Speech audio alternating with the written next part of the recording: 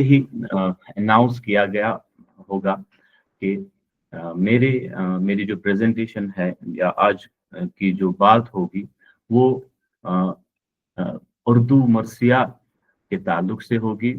उर्दू मरसिया में जो मुश्तरका तहजीबी अनासिर हैं। मुझे बता दिएगा कि क्या ये शो हो रही है मेरी प्रेजेंटेशन? यस सर, हो रही है। Yes sir. जी बहुत हो रही शुक्रिया। है सर, तो हो रही है सर।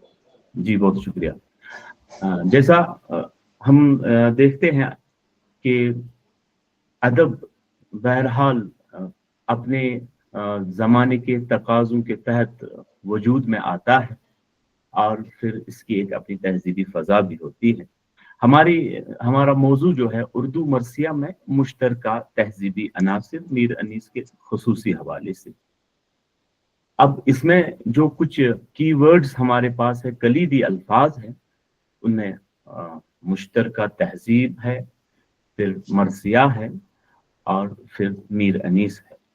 यानी अगर हम इस मौजू के हवाले से बात करें कि अगर हम इस मौजू पर कुछ जानना चाहेंगे तो हमारे लिए ज़रूरी है कि हम इन कलीदी अल्फाज के बारे में पहले हमारी जहन में कोई एक खाका बन जाए।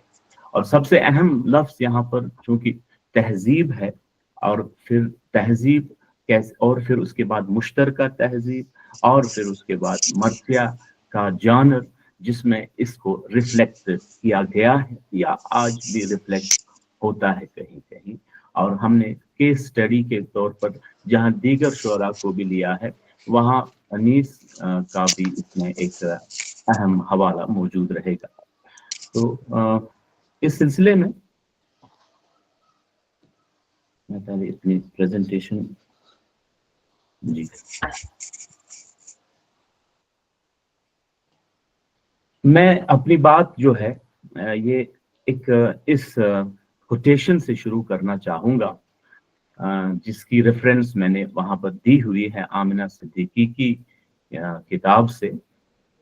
आप फरमाती हैं कि जिस चीज को हम हर वक्त देखते हैं उसे कभी नहीं देखते, यही नहीं बल्कि उसकी कदर भी नहीं करते हैं। अब देखिए ये छोटी सी कोटेशन है जिस पर मैं कोशिश करूंगा कि आगे एक बन जाए, एक हमारा राह हमवार हो जाए अपने असल मौजू तक पहुंचने के लिए। हम अमूमी तौर पर अपने आसपास बहुत सारी चीजें देखते हैं लेकिन हमारा उनकी तरफ ध्यान नहीं जाता है। तो जब ध्यान नहीं जाता है तो हम उन चीजों की कदर भी नहीं करते। मसलन मसलन हमारे वालिदैन हम जब से इस दुनिया में जब हम आते हैं तो हम इन्हें हर वक्त अपने पास देखते हैं लेकिन खाल ही हमारी तवज्जो इस जानिब जाती है कि मैं शऊरी तौर पर अपने वालिदैन को देखूं यानी उनसे कुछ सीखूं या उनकी कदर के हवाले से। तो इसी तरह अगर आप संजीदगी से देखें या हम लोग सभी पर सोचें, हमारा जो कीवर्ड है तहजीब, तो ये तहजीब के सिलसिले में भी बिल्कुल ये कोटेशन फिट आती है। तहजीब या जिसको हम अंग्रेजी में सिविलाइजेशन के नाम से भी जानते हैं उसका हम मुतबादिल है कि हम रात दिन लगातार अपने हमारे जो मुख्तलिफ रवैये हैं या जो हमारी हरकतें हैं, इन तमाम रवैयों से, हमारी हरकतों से हमारी तहजीब का मुजाहिरा होता है। ये दूसरे लोगों पर वाह होती है और रिपीटिशन भी हो जाता है, लेकिन ये सारा आम तौर पर अननोइंगली या लाशऊरी तौर पर होता है। अब देखिए हमारी आदतें जो है, हमारा उठना बैठना, हमारा एक दूसरे से बात करना और हमारा खाना पीना, जो भी हालतें हैं, हम असल में देखें तो ये एक ऐलान है हमारी जो तहजीबी जो हमारे रवैये हैं या हमारे जो सिविलाइजेशनल एटीट्यूड्स है उनका ये ऐलान है, हमारा उठना बैठना तमाम हरकतें। अब चूंकि ये तमाम एटीट्यूड्स हमारे ये रवैये जो है या हमारे खून में रचे बसे हैं या यूं कहिए कि हमारे होने का एक हिस्सा है, तो हम इन पर ज्यादा गौर भी नहीं करते।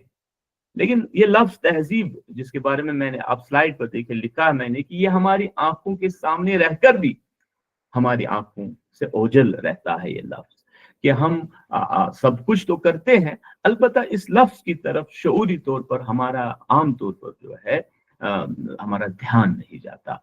सो जब इसका हमारा ध्यान नहीं जाता है तो फिर ये लफ्ज जो तहजीब है, इसके अज्जा क्या है, कॉन्स्टिट्यूएंट्स क्या है, ये किस चीज से ये तहजीब बनी है, इसकी तरफ भी जाहिर सी बात है हमारा ध्यान नहीं जाता है।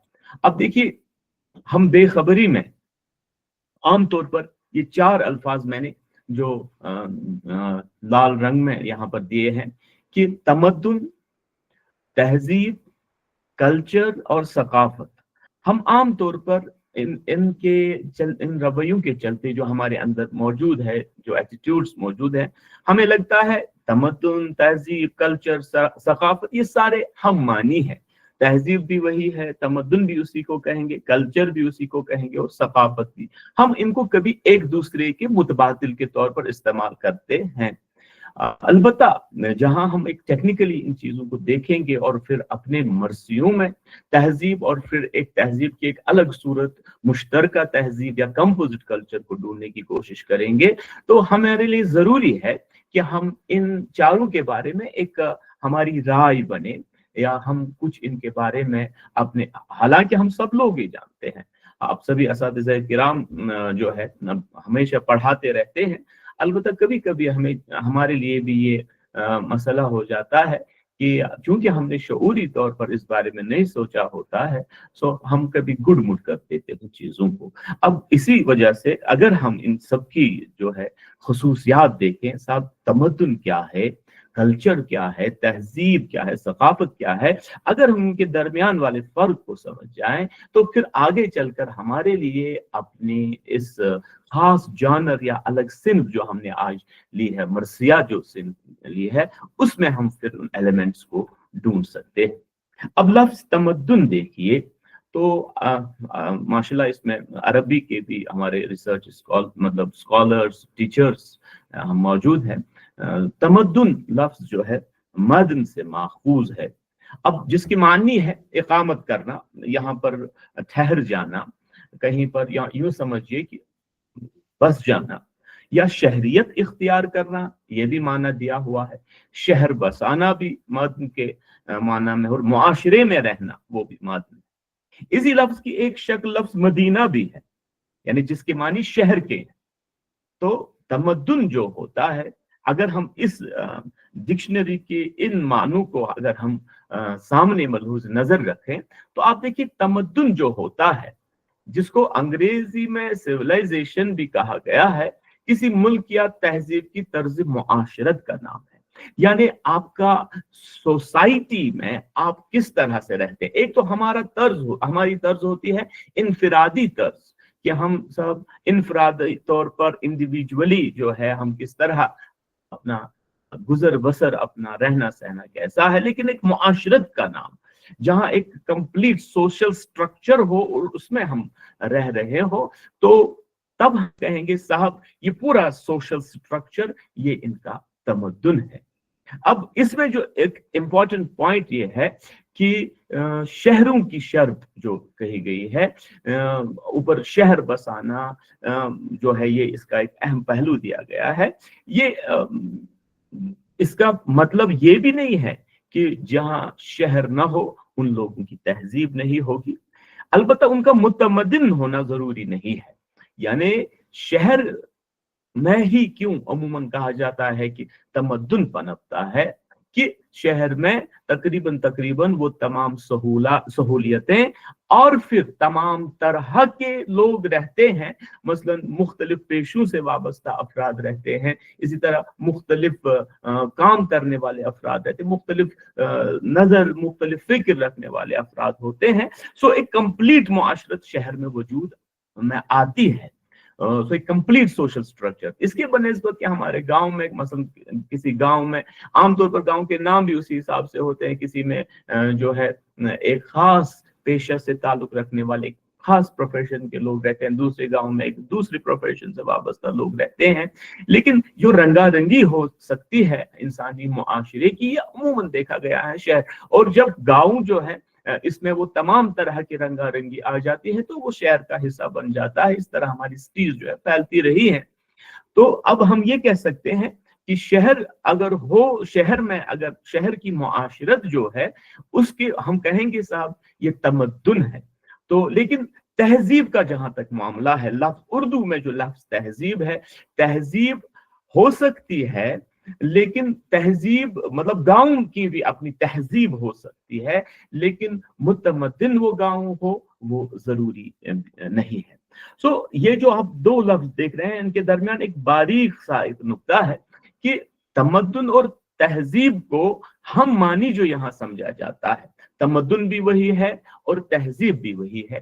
یہ اصل میں ہمارے یہاں مغرب سے، ویسٹ سے ایک تصور ہم نے لیا ہے کہ ویسٹ کا دیکھیں آپ، جو پچھلے کئی سو سال کی بات کریں تو ویسٹ کا جھکاؤ عام طور پر اسی ہم کہیں گے مادیت کی طرف تھا، یا ہے بھی ابھی بھی، یعنی مٹیریلزم کی طرف جو ویسٹ کا جھکاؤ ہے. انہوں نے تمدن ہی کو تہذیب کی ابتدا سمجھا کہ بھائی تہذیب جب تمدن جب شروع ہوتا ہے تو وہ ایک بڑی تہذیب کو جنم دیتا ہے. تو پھر اسی معیار کو راز زندگی انہوں نے گردانا جو شہر وجود میں آنے کے بعد قائم ہوئے. حق یہ ہے کہ یہ تمدن جو ہے، تمدن کو ہم تہذیب کا مادی یا مٹیریلسٹک ڈائمینشن کہہ سکتے ہیں.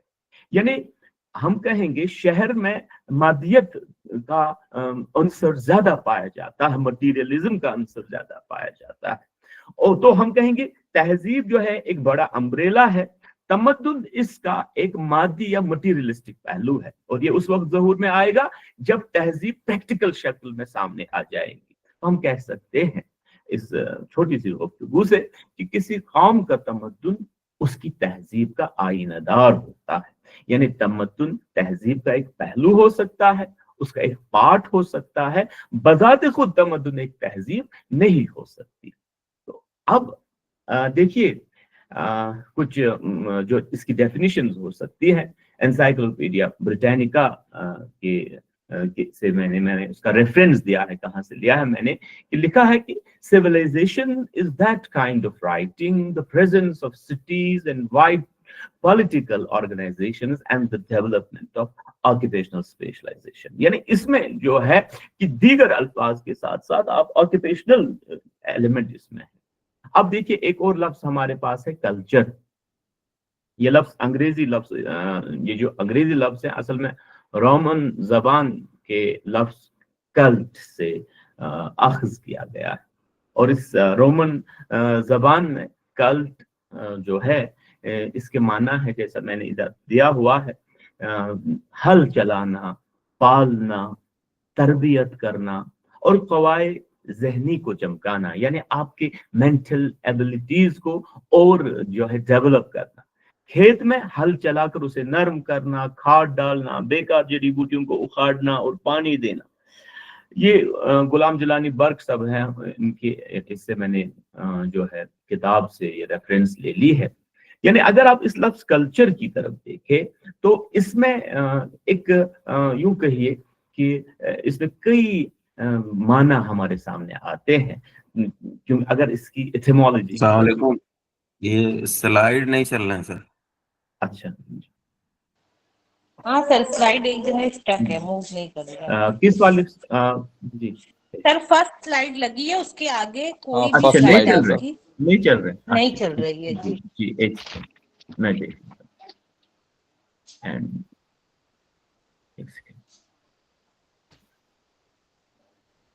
کیا آگے سلائیڈ کوئی سلائیڈ آیا؟ جی آگے سر آگے. جی جی جی. تو کچھ سلائیڈز جو تھے جن پر میں نے بات کی، تو یہ سلائیڈ تو آپ نے دیکھی ہے نا. جی یہ والی سلائیڈ اب آپ کی اسکرین پر آ رہی ہے؟ جی سر آ رہی ہے. جی سر آ رہی. جی جی جی سر آ رہی ہے. اب ہم بات کرتے کرتے یہاں اس سلائیڈ تک پہنچے تھے کہ لفظ کلچر جو ہے ہمارے پاس، لفظ کلچر جو ہے یہ ایک اس کے معنی پر جو ہم بات کر رہے تھے، مجھے معاف کیجیے، میں اس سلائیڈ کو صحیح اس میں لے آؤں گا. جی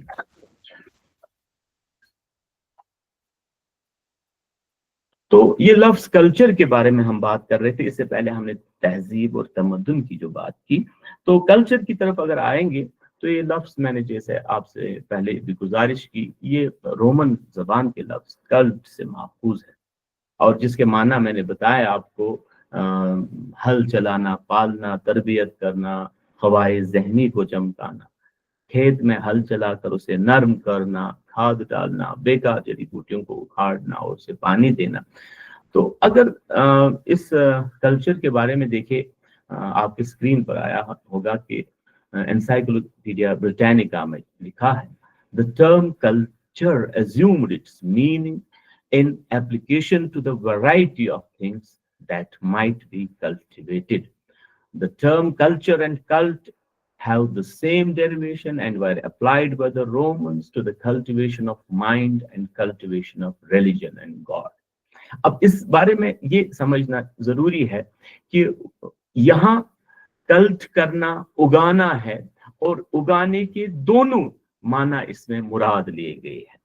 एक माना ये कि आप खेत में कोई चीज उगाए, यानी मटीरियलिस्टिक लेवल पर आप किसी चीज को उगाए और फिर इसे डेवलप करें।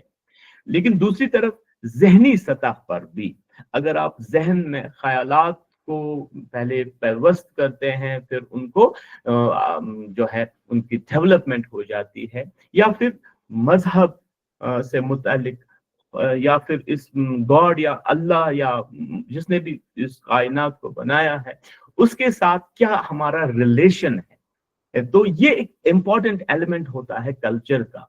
यानी एक, जहां हमने कहा, अगर आपके जहन में रहा होगा, उस वक्त स्लाइड्स नहीं आई हैं सामने, कि जहां हमने कहा कि तमद्दुन जो है ये हमारी मुआशरत का मादी पहलू है, लेकिन तहजीब जो है, तहजीब इससे जरा बढ़कर है कि तमद्दुन अगर न भी हो, तहजीब हो सकती है, लेकिन तमद्दुन जब इसके साथ जुड़ जाएगा तो ये इसकी मादिया प्रैक्टिकल फॉर्म बन जाती है तहजीब की। और ये लफ्ज कल्चर जो आमतौर पर हम इसी कंटेक्स्ट में इस्तेमाल करते हैं, इसमें भी ये दो पहलू मौजूद है।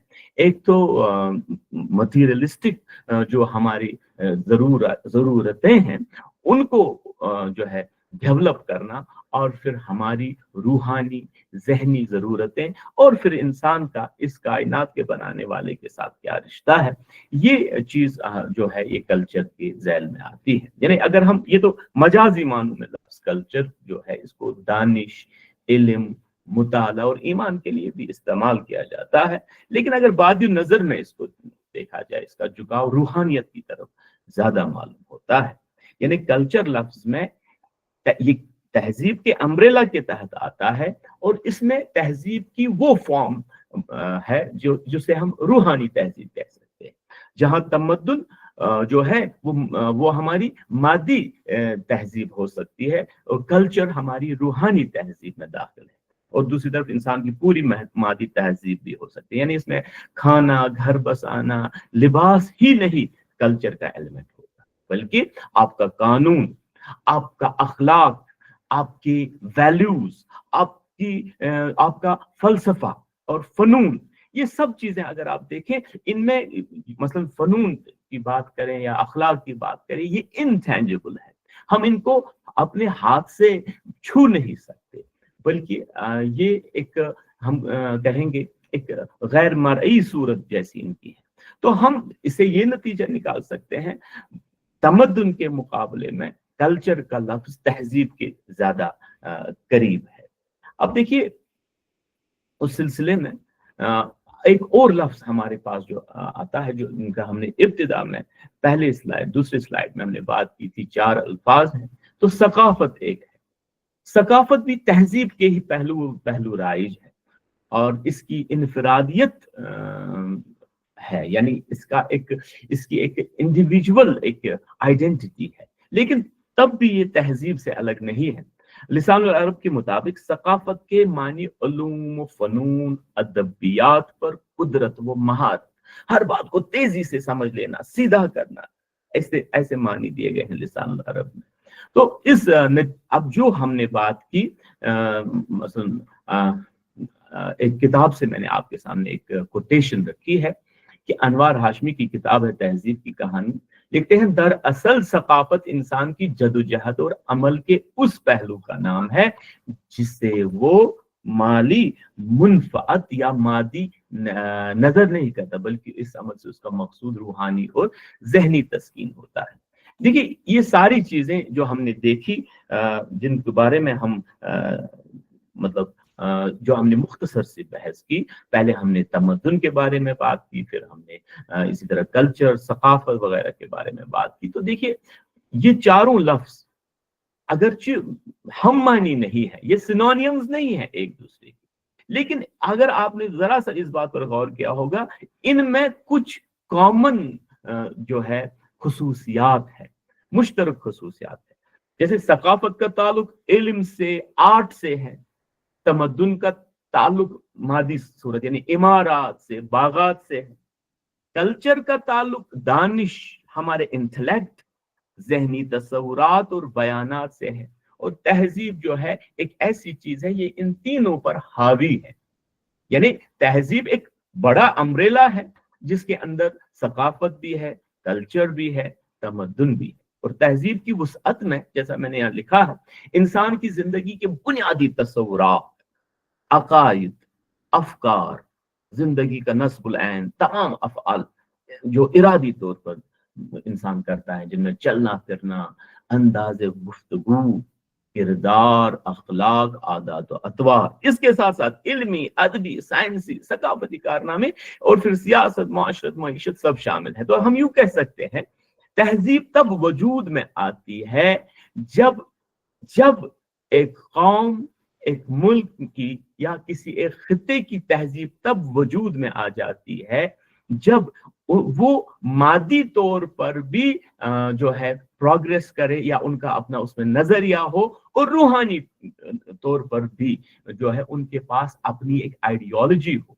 यानी अल्लाह के साथ, गॉड के साथ, जिसने भी बनाया उसके साथ हमारा रिलेशन क्या है, इस पर गौर और फिक्र किया गया हो, और फिर अपनी जिंदगी को आरामदेह बनाने के लिए हम इस कायनात की चीजों से किस तरह फायदा उठा सकते हैं, कम से कम दुनिया की चीजों से। तो ये कुल मिलाकर ये सोच और फिर इसकी प्रैक्टिकल फॉर्म जो है, हम इसे तहजीब कह सकते हैं। अब इसी ये जो इनमें जुज़वी जो छोटी छोटी इनमें डिफरेंसेस इनमें आई, तो इतना तो हम इससे हासिल कर पाए इस बहस से कि कोई कौम इज्तिमाई तौर पर कलेक्टिवली जिन आदतों को अपनाती है या जो तर्ज अमल इख्तियार करती है, वही तर्ज अमल आहिस्ता आहिस्ता रकीक होकर माशरे की रगों में खून की तरह दौड़ने लगता है और तहजीब कहलाता है। अब आप अगर नजर डालें, जो जिन तहजीबों के बारे में हमने तारीख की किताबों में पढ़ा है, मसलन हमारी इंडस वैली सिविलाइजेशन हो और मेसोपोटामियन सिविलाइजेशन हो या दीगर सिविलाइजेशन, हर सिविलाइजेशन जो है उसका एक तो उन्होंने शहर बसाए, यानी मादी सूरत में तहजीब को अमली तौर पर सामने लाया, और फिर दूसरा उनका एक नजरिया था इस कायनात के बारे में, और इंसान का इस कायनात के साथ क्या रिलेशन है, इंसान का बनाने वाले के साथ क्या रिलेशन है, जिसे हम मजहब भी कह सकते हैं। तो फिर यही तर्ज एहसास जो होता है, ये आहिस्ता आहिस्ता आने वाली जो नस्लें होती हैं उनकी तरफ मुंतकिल होता रहता है। ये रिवायत के तौर पर, ट्रेडिशन के तौर पर जो है, तजुर्बे की छाव में जो नई नस्लें हैं वो पहाड़ से जिंदगी काटती है।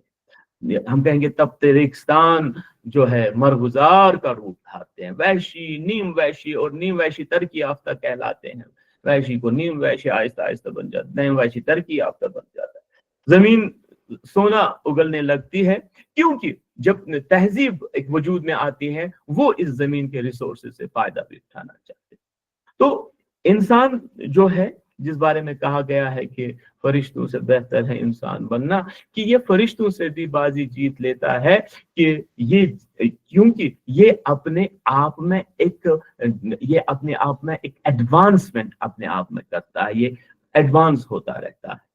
तो फिर अहम बात यह है कि तहजीब का जो ये खाका है, ये तहजीब का जो ये चौखटा है, तहजीब की जो ये आउटलाइन है, ये इंसान खुद बनाता है और खुद इसमें इसके नकूश में रंग भरता है। तो हालात कैसे हो, मिजाज मखसूस मिजाज अकायद के मुताबिक ये सदियों पर एक तहजीब फैली होती है, और ये एक फर्द की भी तहजीब होती है, एक कॉमन प्रॉपर्टी होती है, और एक पूरे मुआशरे की भी ये प्रॉपर्टी होती है। अब दुनिया में आपने देखा होगा, हिस्ट्री में आपने इवन इस जमाने में हम देखते हैं, कभी कभी एक तहजीब दूसरे तहजीब पर धावा बोल देती है कि, और फिर दूसरी तहजीब जो है अमूमन जो है वो सिमट जाती है। अगर आप ने जैसे तारीख का आप सरसरी मुताला कीजिए, अमूमन ये सिविलाइजेशंस के क्लैशेस, हमारे पास बेहतरीन वो किताब भी है सिविलाइजेशनल क्लैशेस पर, कि सिविलाइजेशन के क्लैशेस होते रहे हैं।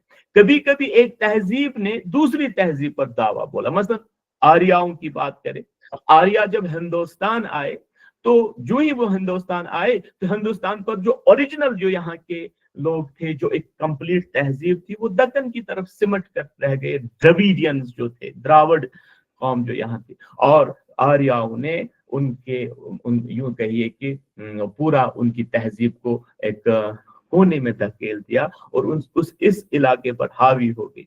तो इसी वजह से आर्याओं की वजह से हमारी जो है सिर्फ खान पान में ही तब्दीली नहीं आई, बल्कि हमारी जबान में, इवन हमारे बिलीफ्स में भी तब्दीली आई। मसलन इससे पहले जो द्रावड़ तहजीब यहाँ मौजूद थी, उनके यहाँ गॉड के लिए, उनके यहाँ परमात्मा के लिए कोई शबी, कोई मूरत नहीं होती। लेकिन आर्याओं के आने की वजह से जो है इनकी इस आइडियोलॉजी में फर्क आया, और जो है भगवान या गॉड या बनाने वाले की तस्वीरें भी बनने लगी। आमतौर पर तहजीब जब एक दूसरे के करीब आती हैं तहजीबें, हम देखते हैं ज्यादातर जो हादिसात हुए हैं उसमें एक ताकतवर तहजीब ने दूसरी तहजीब को जो है उखाड़ फेंका है। अब लेकिन हमारे बरसगीर की हम बात कर रहे हैं कि हमारे यहाँ एक तहजीब वो आई जब मुसलमान हमारे इस सब कॉन्टिनेंट की तरफ आए, यानी अरब से या सेंट्रल या एशिया यहाँ से। तो इस्लाम जो हिंदुस्तान में दो सूरतों में आया, ये हम सब जानते हैं, इस पर ज्यादा बहस की जरूरत भी नहीं है। एक तो सूफियों की बदौलत इस्लाम फैला, लेकिन मुसलमान हुक्मरान भी जो है वो हिंदुस्तान को फतह कई मुसलमान हुकूमतों ने किया। सो हम कहेंगे एक तहजीब दूसरी तहजीब के बिल्कुल करीब आई। अलबत्ता ये हिस्ट्री का ये इवेंट जो है, इसमें एक खास एक निरालापन ये देखने में हमें आता है कि इन दो तहजीबों ने एक दूसरे के साथ, ये दो तहजीबें टकराई नहीं, बल्कि ये तहजीबें एक दूसरे के साथ मिक्स हो गई। यानी एक नई बनी हुई मुस्लिम तहजीब, हम उसे तहजीब क्यों कहेंगे? क्योंकि उनके पास जो आए, उनके पास एक तो मादी वसाइल भी थे, मटीरियलिस्टिक जो उनके पास चीजें थी, और फिर उनके पास एक आइडियोलॉजी, एक नजरिया भी था, जिसे हम मजहब कह सकते हैं, या नजरिया बंदूक का बनाने वाले के साथ रिलेशन क्या है। तो आमतौर पर हमारे मौरखीन ने देखा, हमारे हिस्टोरियंस ने लिखा है कि ये दो तहजीबें, यानी हिंदुस्तान में जो पहले से एक तहजीब मौजूद थी, हिंदुस्तान के इंडस वैली सिविलाइजेशन, और फिर जो मुस्लिम तहजीब सामने आई, तो यहाँ पर एक खूबसूरत सा मिलाप हो गया। यहाँ पर टकराव किसी सूरत में पैदा नहीं हुआ। सो एक नई तहजीब ने जन्म लिया, जो इन दो तहजीबों का एक मिलाप थी, जिसको हमारे हिस्टोरियंस ने कंपोजिट सिविलाइजेशन या कभी कभी कंपोजिट कल्चर के नाम से मौसूम किया है, और जिसे हम उर्दू वाले मुश्तरका तहजीब कहते हैं। अब इसकी क्या वजह होगी, हम ऐसा क्यों हुआ कि साहब जहां दुनिया के दूसरे हिस्सों में जब एक तहजीब दूसरे तहजीब पर धावा बोलती है या करीब आती है, तो फिर टकराव की सूरत हाल पैदा होती है। यहाँ एब्जॉर्प्शन क्यों हुई, यहाँ तहलील की ये सूरत क्यों हुई? मैं समझता हूँ, ये जो मेरी राय, आप इससे शायद इत्तेफाक करें, कि मुसलमान जो यहाँ पर आए वो मुसलमान हुक्मरान आए, मान लीजिए जो बादशाह यहाँ आए जिन्होंने यहाँ आकर जो है अपनी ताकत के बलबूते पर फातह बन गए, लेकिन फिर भी वो तादाद के एतबार से कम थे, यानी वो अकलियत में थे, वो माइनॉरिटी में थे। सो अगरचे उनके पास एक मॉडर्न सोच थी जो तहजीब का एक एलिमेंट होती है, और लेकिन उसके बावजूद उनकी जो है तादाद कम थी। सो इसलिए उन्होंने टकराव के बजाय एक खुश आइंद, एक प्रोस्पेक्टिव, एक इत्तेहाद वजूद में आया, और इसी टकराव से बचते बचते जो एक सोशल फैब्रिक बना, इसने मुश्तरका तहजीब की शक्ल इख्तियार की। नहीं, मुश्तरका कॉमन खसाइस इस तहजीब में आ गए, यानी न सिर्फ लिबास में साहब कि उन्होंने मुसलमानों जैसा लिबास यहाँ के हिंदुओं ने पहना, या हिंदुओं के लिबास की कुछ एलिमेंट्स मुसलमान ने नहीं, खाना पीना, शादी और गम की तकरीबात, इनको एक नया कालिब, एक नया स्ट्रक्चर दिया।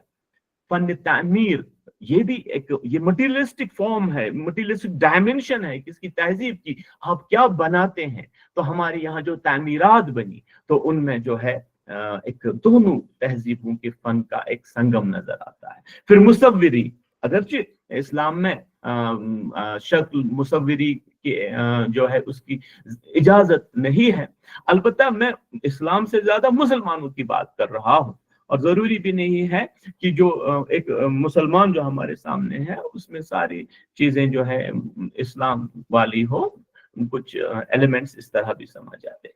और फिर जबान अदब, या हमारी यहाँ की जबानें जो थी उनमें जो लिटरेचर प्रोड्यूस होता था, तो उसमें नई जॉनर्स जो है उस तहजीब से इस तरफ आई और यहाँ से उस तरफ गई। मसलन पर्शियन से हम देखते हैं गजल हमारे हिंदुस्तान में आई, और लेकिन हमारे यहाँ से जो है कई छंद हमारे हिंदी के, और फिर हिंदी की दीगर जो है हम कहेंगे जानर जो फॉर्म्स है वो उस लिटरेचर में चले गए। तो इस मुश्तरका तहजीब, आमतौर पर अगर आप देखें हर तहजीब जो है इसके अंदर के सारे एलिमेंट्स, यानी इनकी एक खास तौर पर वो इंटेंजिबल एलिमेंट्स ये सेव रहते हैं जो दूसरी नस्ल तक पहुंचते हैं। इसका एक सबसे अहम वसीला एक जुबान होती है, लैंग्वेज होती है। इसलिए हम कहते भी हैं कि लैंग्वेज जो होती है ये रिजर्वायर होता है, ये एक महफूज खाना होता है, ये एक खजाना होता है जबान, जिसमें एक खास तहजीब या एक खास तमद्दुन जो है, एक तहजीब जो है उसके खास तौर पर गैर मर्ई एलिमेंट्स इसमें, इंटेंजिबल एलिमेंट्स इसमें जमा होते हैं। मसलन इस तहजीब की, अगर हर तहजीब की अपनी एक जबान भी है, अपना एक मजहब भी है, तो जिस तहजीब की हम बात कर रहे हैं जो दो तहजीबों के खूबसूरत इम्तिजाज से वजूद में आई, उसकी अहम तरीन जबान हमारी उर्दू जबान उसकी हम देखते हैं। तो जिस तरह हर जुबान में एक उस जबान से वाबस्ता तहजीब के एलिमेंट्स जो है स्टोर रहते हैं, इसी तरह उर्दू में भी इसी तहजीब के नकूश, इस तहजीब के निशानात जो है हमें बिल्कुल साफ नजर आते हैं। और खास तौर पर दो जानर्स, दो अहम जो असनाफ है वो है मसनवी और मरसिया।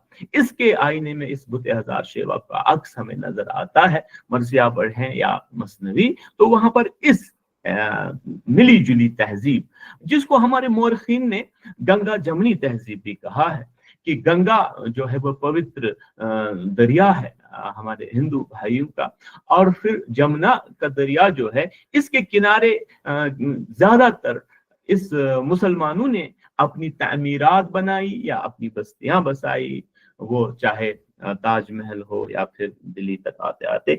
तो इस वजह से गंगा जमनी तहजीब भी इसे कहा गया है, या फिर मुश्तरका तहजीब, कंपोजिट कल्चर भी कहा गया है। अब ये जैसा मैंने अर्ज किया कि हमारे यहाँ मसनवियों में और मरसियों में ज्यादा इसके एलिमेंट्स नजर आते हैं। इसकी वजूहात क्या है आगे उस पर बात भी करेंगे, कि मरसिया निगार जो हमारे हैं, मरसिया एक मजहबी सिन्फ था, मतलब प्योर एक मजहबी सिंफ आहिस्ता आहिस्ता ये एक हमारी सकाफत का हिस्सा बन गया। हमारी से मुराद गंगा जमनी तहजीब या मुश्तरका तहजीब है। तो अब हम सब को मालूम है कि मतलब मरसिया, अगरचे इसको लफ्जी तौर पर हम मरसिया को कहेंगे कि साहब किसी की मौत पर जो अशआर बयान किए जाते हैं, गम का इजहार किया जाता है साथ में, वो मरसिया है। लेकिन करबला के वाक़े के बाद ये सिर्फ जो है ये मखसूस हो गई करबला के शहदा की याद के सिलसिले में। अगरचे उससे पहले भी मरसिया लिखे जाते थे, लेकिन शायद ये वाक़ा इतना कवि था, पावरफुल था, इससे एक मुतासिर करने वाला था कि एक पूरी सिनफ ही इसके नाम हो गई। तो उर्दू मरसिया जो है, आज सिर्फ उर्दू मरसिया के जरिए भी हम उन एलिमेंट, उस तहजीब जो अभी आहिस्ता आहिस्ता शायद जिसके असरात हमारे इस दौर में कम नजर आते हैं, अगर हम उर्दू मरसिया को एनालाइज करें तो आप देखेंगे हमें एक क्रोनोलॉजिकल ऑर्डर में भी और फिर एक पूरा उस तहजीब का खाका हमारे सामने आता है, जिस तहजीब की अभी हम बात कर रहे थे, जिसका हमने जिक्र किया, जिसको हम मुश्तरका तहजीब कहते हैं। यानी हमारे पास अगर उस जमाने के वीडियो और ग्राफी अगर मौजूद उस जमाने में न रही हो, हम आज मरसिया को एनालाइज करके उस पूरी तहजीब का खाका बयान कर सकते है कि जैसा मैंने आपसे कहा, शादी ब्याह के रसूम रिवायात, आला घरों के रहन सहन के तरीके, अदना घरों के रहन सहन के तरीके, निशस्त व बर्खास्त, और फिर आपकी सोच जो है इस पूरे इस दुनिया के बारे में, और फिर इंसान की इसमें क्या जो है कादर है, इस बारे में हम मरसियों में जो है ये चीजें देखते हैं। और यही चीजें जो है ये वहां से तहजीब के एलिमेंट्स भी। अब जरा हम अगर देखें कि ये मुश्तरका तहजीब जो मरसियों में नजर आती है या वहां पर प्रिजर्व हो गई है, तो ये किस तरह सामने आई। तो हम आम तौर पर देखते हैं शुमाली हिंदुस्तान में कि जब भी हम मरसियों में मुश्तरका तहजीब ढूंढने की कोशिश करते हैं तो हम अनीस और दबीर और शुमाली हिंदुस्तान के शायरों की बात करते हैं। लेकिन अगर जरा सा जो है दिक्कत नजर से चीजों को देखा जाए तो दक्कन जो है, जहाँ असल में उर्दू की डेवलपमेंट जहाँ हुई, ये सच है कि हमारे लिसानियात के माहिरीन का कहना कि उर्दू दिल्ली के गिरदो नवाह में पैदा हुई, लेकिन हक बात यही है कि पैदा हुई और फिर असल पली बड़ी ये दक्कन में। तो दक्कन के कई सारे शायरों के यहाँ आप इसी मुश्तरका तहजीब के एलिमेंट्स को वाज़ेह तौर पर देख सकते हैं। मसलन दक्कनी के जो कदीम मरसिया गो शायर है, जिनका दरगाह कुली खां के नाम से जिन्हें हम जानते हैं, तो करबला के जो वाक़यात है उसमें एक अहम वाक़ा जो है वो हजरत कासिम की शहादत का जिक्र है। अच्छा, मैं मजहब नहीं चूंकि पढ़ा रहा हूँ, मैं जानर एक पढ़ा रहा हूँ, उसके अंदर एलिमेंट्स ऑफ कंपोजिट कल्चर पढ़ा रहा हूँ। यूजुअली हजरत कासिम जो है उनके बारे में कहा जाता है, एक बिलीफ है कि इमाम हसन के जो वो बेटे थे, इमाम हसन ने इमाम हुसैन रज़ियल्लाहु ताला अन्हु से कहा था कि इस बेटे का ब्याह कर लीजिएगा। लेकिन करबला में जब जंग छिड़ी, जंग का मौका आया, तो उस वसीयत को पूरा करने के लिए उस दूल्हा की शादी की गई। अगले दिन फिर उसने शहादत पाई। लेकिन ये कमजोर रिवायत मानी गई है कि वहां पर उनकी शादी हुई। अरब का जो अरब मुआशरा है, या यूं कहिए कि बरसगीर से बाहर का जो इलाका है, वहां पर इस रिवायत के बारे में ये बहुत कमजोर रिवायत मानी जाती है। लेकिन हमारे बरसगीर में इसको एक बहुत जो है शद्दुमत से मरसियों में बयान किया गया है। अब रिवायत के सही ज़ईफ या कवि होने पर हमारी बहस नहीं है। हम इस रिवायत के पेश करने के तरीके से उस जमाने की जो है तहजीब, उस जमाने के कुछ रस्म और रिवाज का भी हमें पता चलता है। मसलन हजरत कासिम के लवाजिम में मसलन हिंदुस्तानी लवाजिम हो सकते हैं। ये देखिए, ये सारा वाक़या जो ये है, ये अरब की सरजमीन पर हुआ, और इसमें जो मौजूद लोग हैं, ये वाक़या जो हुआ करबला का, उसमें अरब के लोग मौजूद हैं। लेकिन देखिए जनाब कासिम को किस तरह पेश किया गया है दरगाह कुली खान के अशआर में। दूल्हा को लियाए रन से उठा हो के बेकरार, कंगने को तोड़ तोड़ के मकना को फाड़ फाड़, जख्मों को बांध बांध के रोते हैं धाड़ धाड़, शादी कहाए देख के सामा लहू लहू। अब देखिए इन अशार में लफ्ज जो है कंगना मकना, ये कंगना और मकना की रस्म हिंदुस्तान के दूल्हे के लिए मखसूस है कि उसे कंगना उसके हाथ में, उसके चेहरे के ऊपर वो मकना डाला जाता है, या ये मकना जो है दुल्हन की रुखसती के वक्त तक दूल्हा के मुंह पर पड़ा रहता है। ये सारी चीजें जो है ये हिंदुस्तान में जो दो तहजीबों का मिलन था, उसमें एक तहजीब की असल में चीजें हैं जिसको दूसरी तहजीब ने अडॉप्ट किया है जब इनका इम्तिजाज हो गया। वरना अरब में न कंगना की रस्म है न मकना की रस्म है। लेकिन हम देखते हैं कि अगरचे वाकया अरब का बयान किया जा रहा है, लेकिन मर्सिया निगार ने इसको जो मकामी रंग दिया है, उस मकामी रंग देने की वजह से उस जमाने की मुआशरत, उस जमाने के रस्म और रिवाज जो है शादी ब्याह के मामले में, वो यहाँ पर प्रिजर्व हो गए हैं आने वाली जो है जनरेशंस तक के लिए। या जैसा मैंने कहा कि जबान जो होती है, ये जबान ही असल में हमारी रिवायतों या यूं कहिए हमारी तहजीब का एक महफूज खाना होती है, जिसकी बदौलत जो है दूसरी जनरेशन तक ये पहुंच जाती है। हम बहुत सारी बातें हम अपने बच्चों को सिखाते नहीं हैं, लेकिन वो खुद ब खुद उन्होंने सीखी होती है। अगर जरा गौर किया जाए, असल में वो उस जुबान जो हमने उन्हें दी, उस जुबान की मुहावरात की वजह से, उस जुबान के इडियम्स की वजह से उनके जहन में लाशऊरी तौर पर रच बस गए होते हैं, न सिर्फ सोच बल्कि अखलाक व आदाब व अतवार भी। ऐसा यहाँ भी हमें नजर आता है। दक्कन के ही एक मशहूर मरसिया निगार है हाशिम अली। उनके मरसियों में भी आप इस मिली जुली तहजीब के नकूश देखेंगे।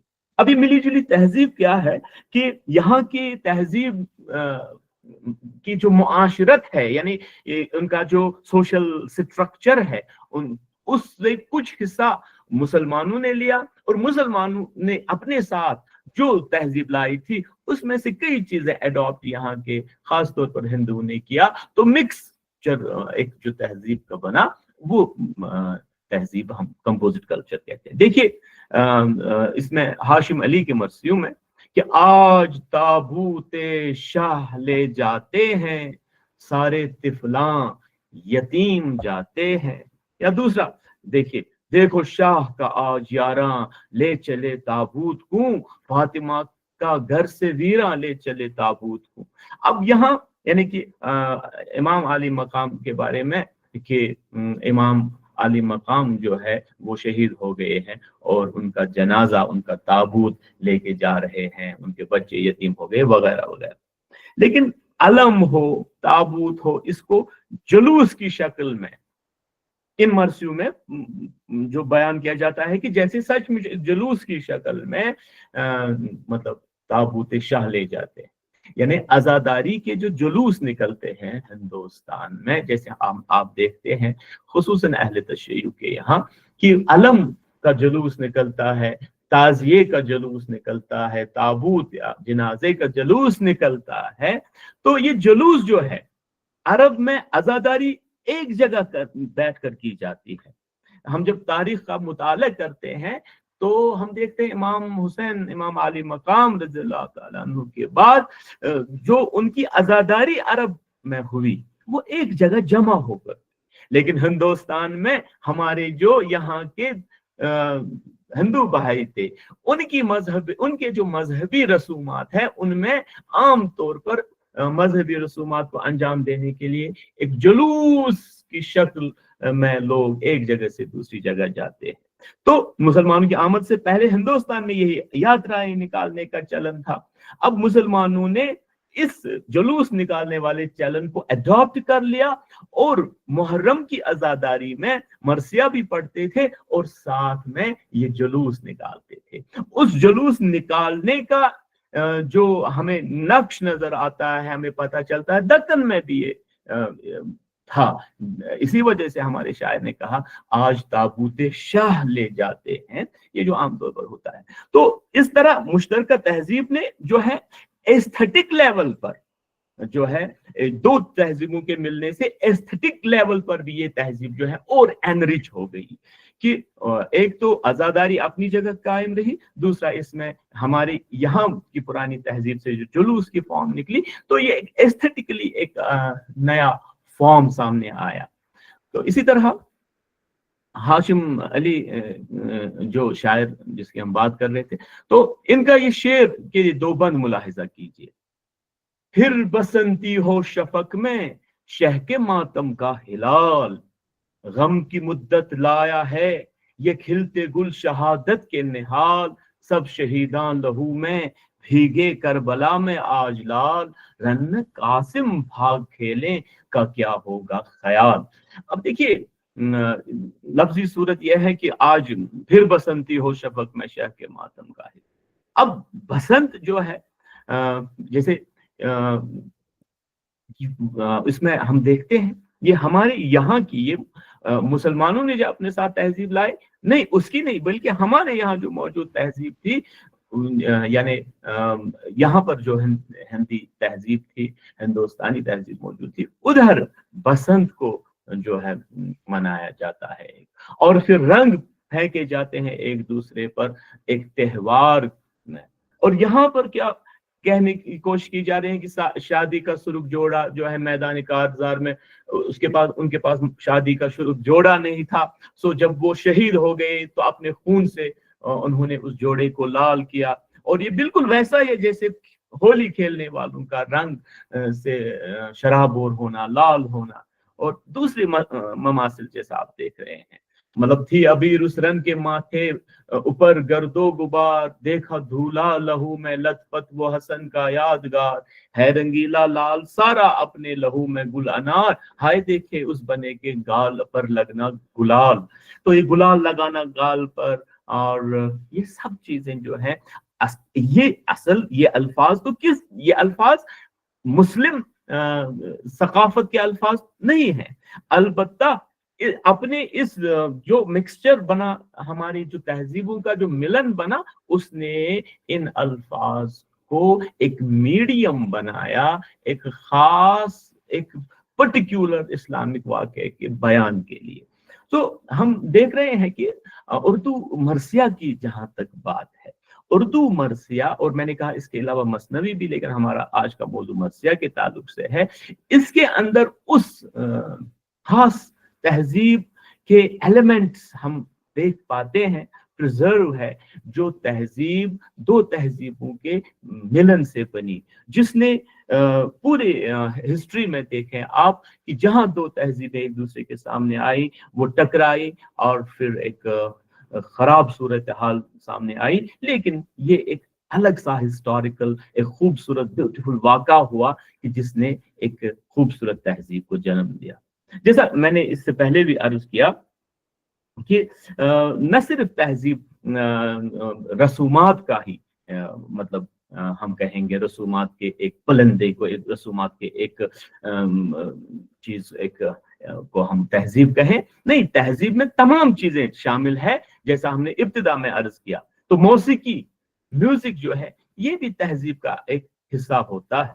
मरसिया जहां एक तरफ एक खालिस सिन्फ है, मजहबी सिन्फ, इसमें भी आप हिंदुस्तानी मौसीकी के उसूलों की पाबंदी देखेंगे। अगरचे मजहब इस्लाम में मौसीकी के बारे में ज्यादातर हमारे उलमा जो है वो कहते हैं कि हराम है, लेकिन किस तरह देखिए हिंदुस्तान की जो मौसीकी है उसको किस खूबसूरती के साथ इस तहजीब ने प्रिजर्व किया है कि इस पर जो है वो हुक्म, वैसा हुक्म लगाने का मन नहीं करता। मिसाल के तौर पर दबिस्तानी दिल्ली के कदीम मरसिया गो शायर मिस्कीन जिनका तखल्लुस है, इनके मरासी को लीजिए। ये जो मरसिए लिखे गए हैं ये वो जमाना है जहां अब मरसिए एक साथ लोग लहन में पढ़ने लगे थे, तो उन्होंने ऐसे अशआर मौजू किए, ऐसे शेर कहे जो वैसी मरसिए कही जो हिंदुस्तानी मौसीकी के उसूलों के तहत ऐसे, यानी हिंदुस्तानी मौसीकी जो है उसके जो उसूल है, उसके जो मकामात है, तो उन के तहत जो है उन्होंने यहाँ से अपने मरसिया का वजन का निज़ाम या उरूजी निज़ाम अपनाया। तो डॉक्टर मसीह ज़मान की किताब आपको मालूम है, और तो मरसिया के इर्तिका के बारे में जो किताब है, वो खुद लिखते हैं कि मैंने सालार जंग म्यूजियम में बचश में खुद ऐसे कई मरसिए देखे जो हिंदुस्तानी मौसीकी के असूलों के तहत जिन्हें मौजू किया गया था। डॉक्टर मसीह ज़मान ने जो एग्जाम्पल्स दी हैं वो मैंने यहाँ पर कोट की है। हिंदुस्तानी मौसीकी का एक मकाम एक होता है जिसे मकाम पूर्वी कहते हैं, पूर्वी मकाम है। अब देखिए ये मरसिया जो है, जो डॉक्टर मसीह ज़मान ने एग्जाम्पल सामने लाया है सालार जंग म्यूजियम में, जो मनस्क्रिप्ट देखा है, जबकि कासिम ने पहन गले में शाहाना बागा, बांध सर सहरा चला ब्याह ने शब का जागा, मौत की आंख में क्या ये नौशा लागा, होके खुश वक्त लगी कहने भदावा गागा, ये शहादत की तुम्हें आन मुबारक बाशत, शादिये मर्ग मेरी जान मुबारक बाशत। ये मुकाम पूर्वी में मरसिया है, और ये इस तरह नहीं है ये मरसिया कि साहब आपने खुद ही इसको इस तरह जांचा, नहीं साहब ये फला मकाम से है, नहीं, बिल्कुल इस मौसीकी के मकाम या किसी राग रागनी पर जो मरसिया लिखा गया है, वो साथ में मरसिया जहाँ शुरू होता है इब्तिदा में वो डिस्क्रिप्शन दिया गया है कि ये फला मकाम या फला रागनी के मुताबिक मरसिया लिखा गया है, इसको इस लहन में पढ़ा जा सकता है। जैसे रागनी परिच हिंदुस्तानी मौसीकी की एक अहम राग है, तो इसमें भी ये बंद देखिए, बाप से अपने अकबर शाह ने रन की जो रुखसत पाई है, घोड़े पर अब ज़ेन होता है सवारी मंगवाई है, तेग की सूरत बन के कज़ा अब घर से लेने आई है, गरीबा माँ ने अपना पोशाक उसे पहनाई है। मैंने इसका जो है रेफरेंस दे दिया है डॉक्टर मसीह ज़मान की किताब का। अब देखिए मिस्कीन जो जिसकी हमने बात की, उन्हीं के जमाने में एक और शायर हमारे यहाँ नजर आते हैं, मुहिब। उनके जो मरसिए हैं ये भी सालार जंग म्यूजियम में मौजूद है मानस्क्रिप्ट की सूरत में। तो अगरचे करबला के दूल्हे की शादी की मुनासिबत से मुश्तरका तहजीब की रस्मों का बयान हमने पहले ही किया, लेकिन शुमाली हिंदुस्तान में मुहिब ने इस मौजू को एक डिफरेंट एक डायमेंशन से बयान किया है। मसलन ये एक दो शेर में पढ़कर आगे बढ़ूंगा कि आप अंदाजा रखें, ये साइड था शुमाली हिंद का साइड, उस वक्त जो मुसलमानों की हुकूमत थी और इसमें रियाया के तौर पर दोनों तहजीबों के लोग मौजूद थे। उस वक्त जो निज़ाम हो सकता था इस तरह के इवेंट्स का, आप देखिए इसमें किस तरह बयान किया गया है। गमगी हो चढ़ा ब्याह ने ये किसका बना है, नौबत बजी मातम की ये क्यों सहरा खुला है, ये कैसा है धूला कि कफन सर पे बंधा है, दुल्हन के चला घर को या अब गौर चला है, मौत मशात साथ है लेने वाली जान, कासिम अब दिन ब्याह के चले हैं कब्रिस्तान।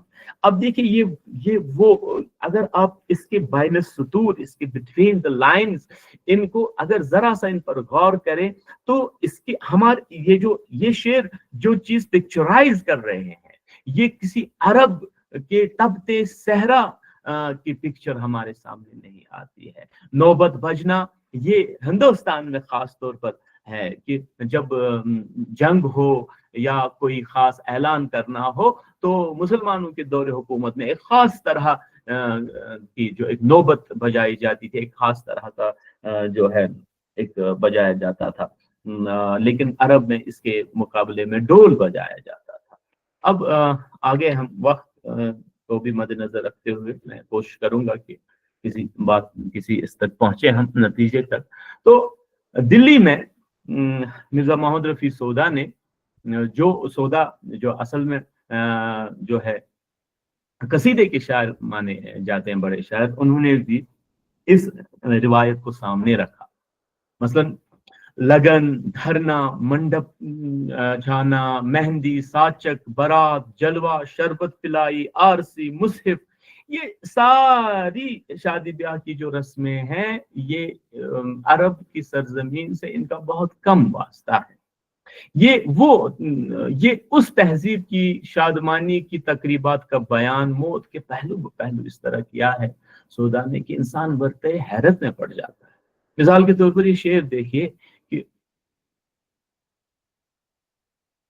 गम दिल पे खलाइक के इवज मंडवे पे छाया, सरशाह का जगह तेल के नेज़े पे चढ़ाया, दुल्हन को बदल जोड़े के रंगसाला पहनाया, है खल्लत नौशा के लिए फिक्र कफन का। अब देखिए ये हिंदुस्तान में ये रिवाज है कि जब किसी औरत का शौहर इस दुनिया से चला जाए तो इसे खास रंग के कपड़े पहनाए जाते हैं जिसे रंगसाला कहते हैं। और फिर हमारे यहाँ ये है कि एक दूल्हा आए तो दूल्हे के लिए एक खास तरह का लिबास सिलवाया जाता है।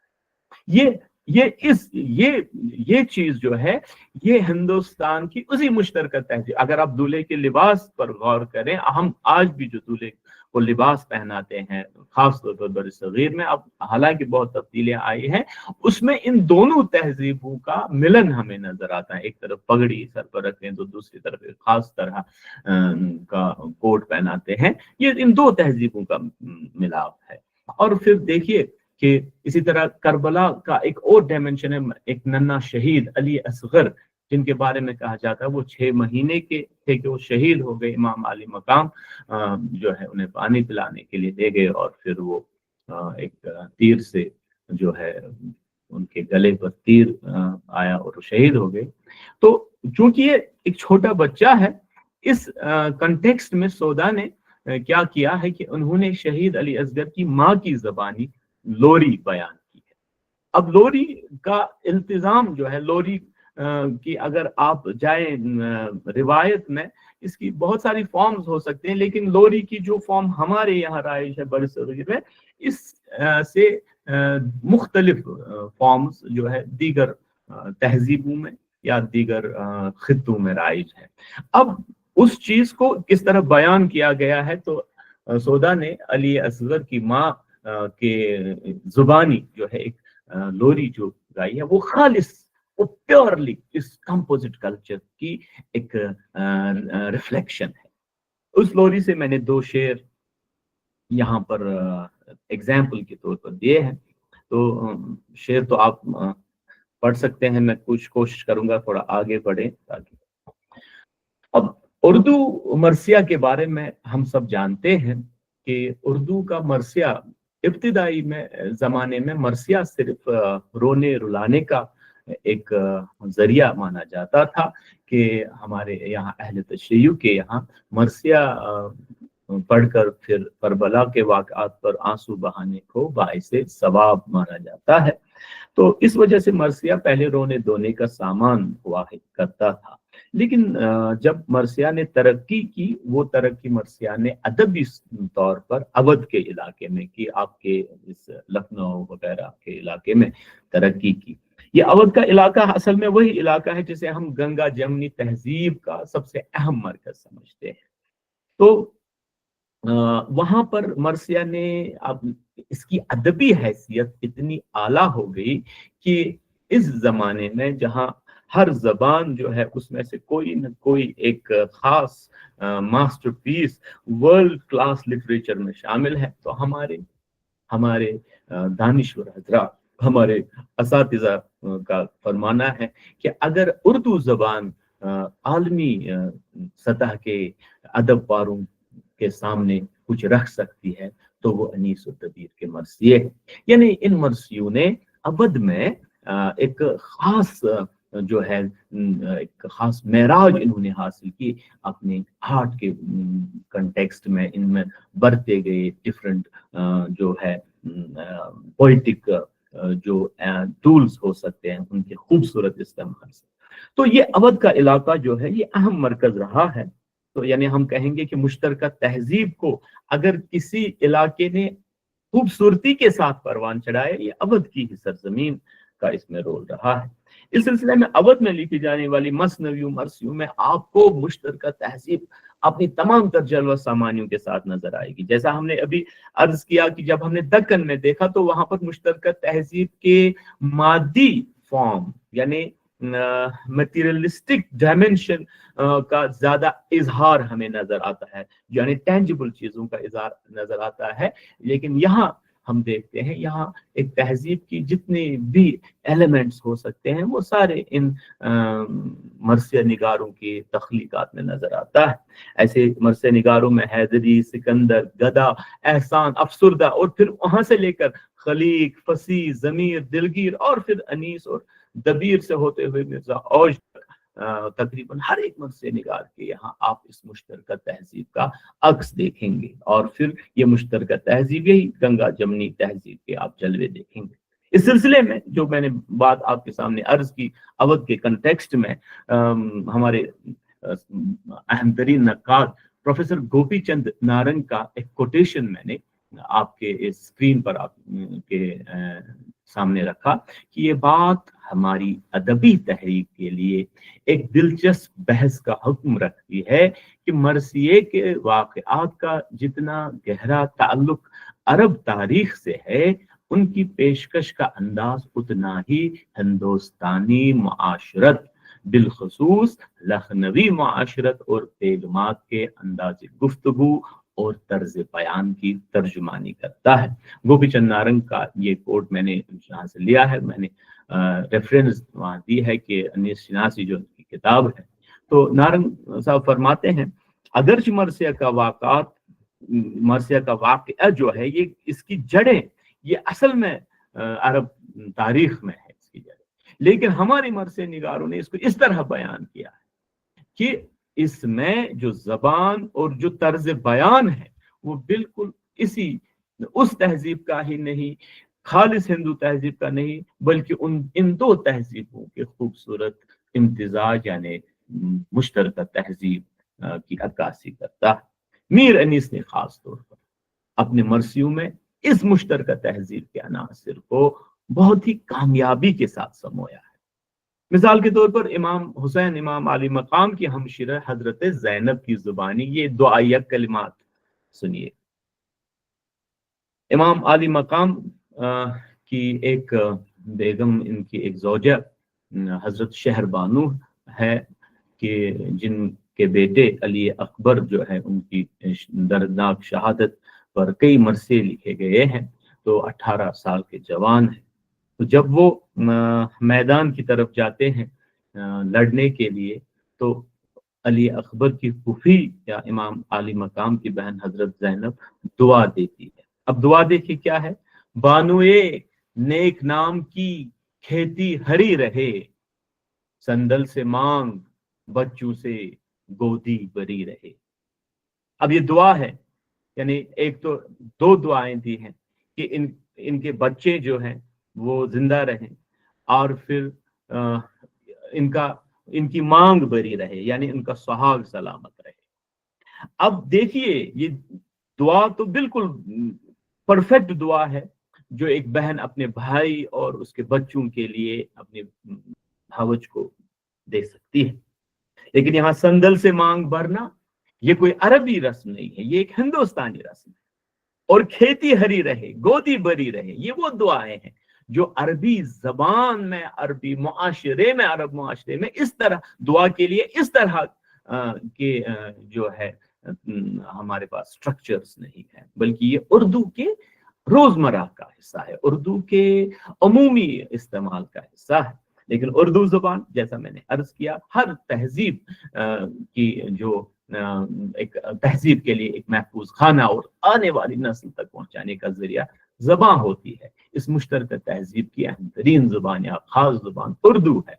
तो ये उर्दू का हिस्सा है, यानी वाक़या करबला का है, और लेकिन इसकी पेशकश में जिस तहजीब की रिफ्लेक्शन होती है वो यही खूबसूरत तहजीब है। इसी तरह शहजादा अली अकबर की लाश जब वो शहीद हो जाते हैं, जब खेमे में लाए जाते, तो उनकी फूफी जनाब ज़ैनब के बैन, उनका रोना, ये हिंदुस्तानी बेगमात के लहजे में कामयाबी के साथ मीर अनीस ने बयान किया है।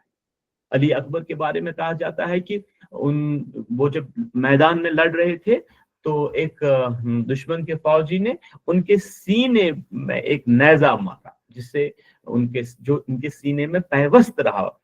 اب دیکھیے کس طرح اس واقعے کو بیان کیا ہے میر انیس نے حضرت زینب کی زبانی، لیکن اس میں پورے ہندوستانی بیگمات کے لہجے کو آپ دیکھیں گے۔ ندی لہو کی چاند سی چھاتی سے بہ گئی، بہنوں کی نیگ لینے کی حسرت ہی رہ گئی۔ نیگ لینا یہ خالص ہندوستانی رسم ہے، ہم اسے نہ ہندوؤں کا رسم کہیں گے نہ مسلمانوں کا، بلکہ یہ اسی کمپوزٹ کلچر کی رسم ہے کہ جب دولہا آئے گا دلہن لے کر تو چھوٹی بہن عموماً دولہے کے دروازے کے پاس کھڑی ہو جاتی ہے کہ میں تب تک اندر نہیں جانے دوں گی جب تک کہ مجھے پیسے نہیں دو گے۔ اس کو ہم آپ کو معلوم ہے نیگ لینا کہتے ہیں، اور یہ نیگ تو عرب معاشرے میں کہیں ہے نہیں، لیکن البتہ جو جذبات کا اظہار کرنا تھا وہ بالکل خالص جذبات کا اظہار ہے۔ اور اس چیز سے ایک بڑا فائدہ یہ ہوا کہ مرثیہ کے ہیرو جو ہے وہ پڑھنے والے کو، قاری کو، جو یا سننے والے کو ان کے ساتھ ایک کمپیٹیبلٹی، ایک نزدیکی پن لگا کہ یہ میرے ہی جیسا کوئی شخص تھا، یعنی ایک ہم کہیں گے ایک اپنا پن لگا، جس کی وجہ سے وہ شدت، جو جذبات کی شدت شاعر بیان کرنا چاہتا ہے اور پھر اس کو ٹرانسفر کرنا چاہتا ہے پڑھنے والے تک، وہ شدت جو ہے وہ ایزیلی ٹرانسفر ہو سکتی ہے۔ ورنہ اگر اس دوسرے لہجے میں بات کی جاتی، دوسرا کنٹیکسٹ جو اوریجنل کنٹیکسٹ ہے، تو شاید وہ حق ادا نہیں ہوتا۔ اب دیکھیے کربلا کے ایک رات کے دولہے کی جو ہم نے بات کی حضرت قاسم کی شادی کے سلسلے میں، جو اشعار میر انیس نے خلق کیے وہ اسی مشترکہ تہذیب کے میکسیمم ایلیمنٹس کو پڑھنے والے کے سامنے پورے تاثر، پورے شدت کے ساتھ بیان کرتے ہیں۔ تو اس نے عزاداری کو کیا بنایا؟ ایک مذہبی رسم سے بڑھ کر ایک ثقافتی عمل بنایا۔ دیٹس وائی ہم دیکھتے ہیں کہ یہ چیز کہ آپ مرثیہ میں آپ کے بیان کے لیے آپ مرثیہ میں کیا کریں، آپ اس تہذیب کے ایلیمنٹس کا سہارا لے، ان کو ایز میڈیم استعمال کریں قاری تک پہنچانے کے لیے جس تہذیب کا قاری ہے۔ تو اس سے یہ صرف مذہبی صرف نہ رہی، بلکہ یہ ایک ثقافتی پروسیس، ایک کلچرل پروسیس، ایک ثقافتی عمل بنا۔ دیٹس وائی یہ عزاداری جو ہے یہ ہندوستان میں، ہمارے ملک میں کہیں بھی صرف ایک خاص طبقے تک محدود نہیں ہے۔ عزاداری کے جلوس میں جہاں مسلمانوں کے سبھی طبقے شامل کسی نہ کسی صورت میں رہتے ہیں، تو کوئی اگر جلوس نکالتا ہے، کوئی دوسرا طبقہ ان کو پانی پلاتا ہے، شربت پلاتا ہے۔ تو ہمارے اودھ میں آج بھی جو ہے کئی ایسے جلوس ہے عزاداری کے جو غیر مسلموں کے یہاں سے برآمد ہوتے ہیں۔ تو اس چیز نے اس مذہبی رسم سے بڑھ کر اس مرثیہ کو ایک کلچرل پروسیس، ایک ثقافتی عمل بنا دیا۔ تو دولہا قاسم کی شہادت کے بعد جب ان کی لاش خیمہ گاہ میں پہنچتی ہے تو دلہن کا کیا حال ہوگا، اس کو دیکھیے کیسے اس کلچرل کنٹیکسٹ میں سامنے لانے کی کوشش کی گئی ہے، اور ان ایلیمنٹس کو جو ایز اے میڈیم استعمال کیا گیا ہے۔ یہ کہہ کے نوچنے لگی صحرا وہ سوگوار، افشاں چھڑا کے خاک ملی منہ پہ چند بار، کہنے لگی لپٹ کے سکینہ جگر فگار، ہے بہن بڑھاؤ نہ صحرے کو میں نثار، وہ کہتی تھی کہ جاگ کے تقدیر سو گئی، بی بی نہ پکڑو ہاتھ کہ میں رانڈ ہو گئی۔ یہ کہہ کے نوچنے لگی صحرا وہ سوگوار، جب دلہن نے سنا کہ اس کا دولہا جو شہید ہو گیا تو اس نے اپنا صحرا نوچا، حالانکہ صحرا ایک ہندوستانی رسم ہے۔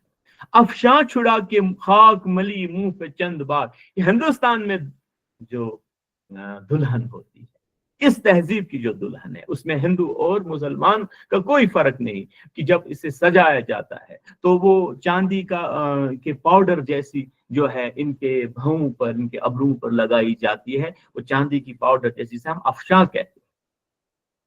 कहते हैं अफशां छुड़ा के हटाई वो अफशां, खाक मली मुंह पे, चंद बार मुंह पे खाक मली। इस तरह से अपने दुख का इजहार करना, एक तो ये दो चीजें सहरा और अफशा ये तो हिंदुस्तानी ही हैं, लेकिन इस तरह से मुंह पे खाक मलकर इजहार करना दुख का, ये हमारे इसी मुआशरे का एलिमेंट है। कहने लगी लिपट के सकीना जिगर फिगार है बहन बढ़ाओ न सहरे को मैं निसार, बढ़ाना यानी छुड़ाना, तुम अपने सहरे को मत फेंको, मैं तुम्हारे कुर्बान हो गई। छोटी बहन कहती है बड़ी बहन से, लेकिन वो दुल्हन कहती है, वो कहती थी कि जाग के तकदीर सो गई, बीबी न पकड़ो हाथ कि मैं रांड हो गई, अब मुझे मातम करने से मन रोको कि मैं बेवा हो गई। अब ये सहरा बढ़ाना, बिन ब्याही लड़की से उम्मन कहते हैं कि जो छोटी लड़कियां होती, बिन ब्याही लड़कियां, उनको बेवा के साथ उठने बैठने से पहले मना किया जाता था। अब इसकी कोई मजहबी तावील नहीं है, मैं मजहब भी नहीं पढ़ रहा हूँ, मैं हम कल्चरल एलिमेंट्स की बात कर रहे हैं।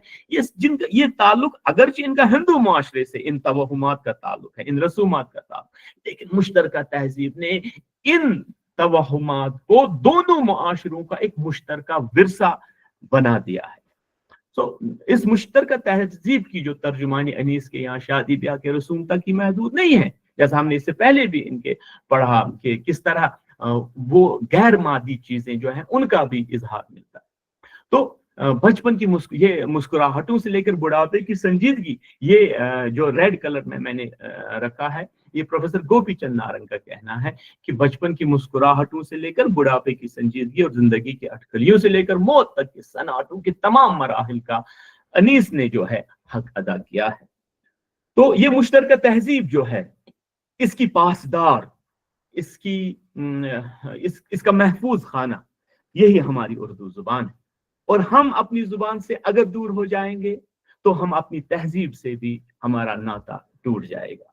तो हमारे दानिश्वर हजरात जो है, हमारे उलमा, हमारे बड़े असातिज़ा जो, वो कहते हैं कि तहजीबी शऊर होना कि साहब मैं किस तहजीब से वाबस्ता हूँ, और मैं जो मुआशरत में, मैं अपने सोशल स्ट्रक्चर में जिस तरह गुजर बसर कर रहा हूँ, तो मैं ये कौन सा सेटअप है, कौन सी तहजीब है, ये इतना ही जरूरी है जानना जितना जिंदा रहने के लिए सांस लेना है।